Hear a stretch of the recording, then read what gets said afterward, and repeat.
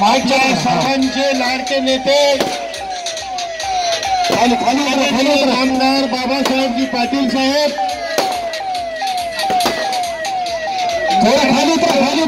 सहकार मंत्री आज पहिल्यांदा अहमदपूर मध्ये आलेले आहेत. अहमदपूर वासियांच्या तर्फे त्यांना कोटी कोटी शुभेच्छा. बाबासाहेब पाटील साहेब यांना एक जबाबदारीचं सहकार मंत्री पद मिळालेलं आहे. हे तुमच्या आणि आमच्या सर्वांच्या आशीर्वादाने राज्याचे सहकार मंत्री झालेले आहेत. त्यांना आपल्या सर्वांच्या वतीने शुभेच्छा देतो आणि साहेबाला विनंती करतो की त्यांनी थोडा शुभेच्छा द्याव्या. आज अहमदपूर नगरीमध्ये प्रथमतः आल्यामुळं राज्याची जबाबदारी राज्याचे मुख्यमंत्री फडणवीस साहेब, अजितदादा, आदरणीय शिंदे साहेब यांनी या महाराष्ट्राची सगळी जबाबदारी सहकार खात्याची माझ्यावर दिलेली आहे. आणि आज जे सत्कार केला, तुम्ही सर्वांनी मला आशीर्वाद दिला, त्या आशीर्वादामुळे या राज्याचं सहकारपद माझ्याकडे आलेलं आहे.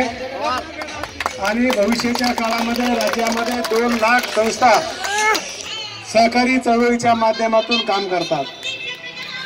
साखर कारखाने, बँका, सूतगिरण्या, गृहनिर्माण संस्था, पतसंस्था आणि देशाचे गृहमंत्री आणि सहकार मंत्री आदरणीय अमित भाई शहा यांनी देशामध्ये एक सहकार खातं नवीन स्थापन केलेलं आहे. या खात्याच्या माध्यमातून ज्या काही उणिवा आणि त्रुट्या राहिलेल्या आहेत, मी त्याच्याबद्दलची माहिती घेत आहे, तज्ज्ञ लोकांशी त्याची चर्चा करत आहे आणि त्याच्यातल्या राहिलेल्या उणिवा आणि या राज्यातला सर्वसामान्य व्यक्ती या सहकारी चळवळीशी कसा जोडला जाईल, सहकारी चळवळीच्या माध्यमातून या राज्यातल्या तरुणाला, युवकाला अधिकात अधिक कसं काम करता येईल, कामाची संधी देता येईल, हे करण्याचं काम आम्ही करत आहे. अजितदादा पवार साहेबांनी त्यांच्या प्रशासकीय अनुभवामुळं त्यांनी आतापर्यंत या प्रशासनावर चांगल्या प्रकारची पकड असल्यामुळं त्यांनी ही जबाबदारी माझ्यावर दिलेली आहे. निश्चितपणे ही जबाबदारी चांगल्या प्रकारची पार पाडून या मतदारसंघाचं नाव या राज्यातच नाही तर देशामध्ये कशी चळवळ चांगली राहील हे एक दिवस चित्र तुम्हाला दाखवल्याशिवाय गपचूप बसणार नाही. आणि निश्चितपणे या पदामुळं आपण जे कमिटमेंट केली होती, अंतेश्वरचं पाणी, त्याच्या कामाला मी सुरुवात केलेली आहे. आणि येणाऱ्या 5 वर्षामध्ये ते पाणी आणून या मतदारसंघाला सुजलाम सुफलाम करायचं आहे.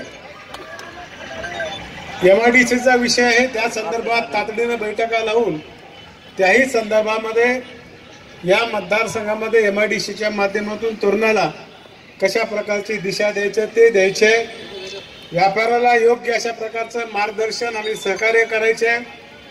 तुम्हाला कुठल्याही व्यक्तीकडून त्रास होणार नाही याची खबरदारी आम्ही घेणार आहोत. आणि म्हणून ज्या भावनेनं या लोकांनी ही निवडणूक आताची निवडणूक विचित्र झाली, पण या मतदार संघातल्या जनतेने कुठल्याही भूलथापाला बळी पडले नाही.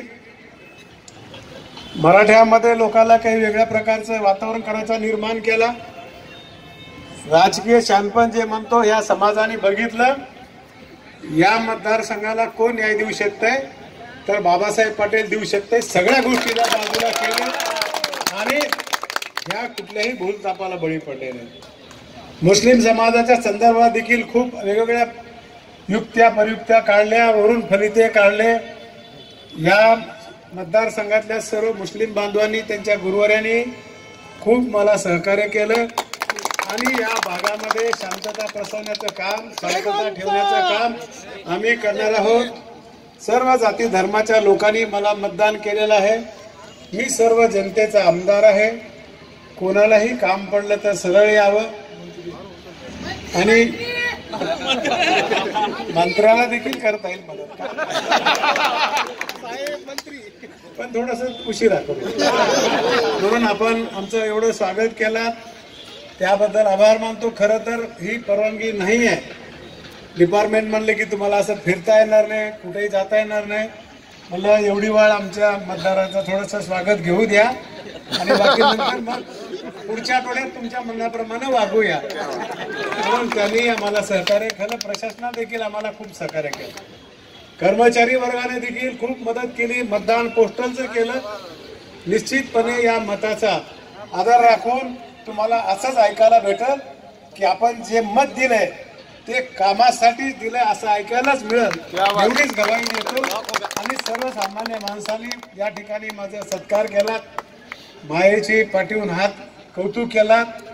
या कौतुकाच्या जोरावर निश्चितपणे या सहकार चळवळीला न्याय देईन. आतापर्यंत मित्रांनो हे खातं मराठवाड्यात कधीच आलं नाही, मला कळतं तसं.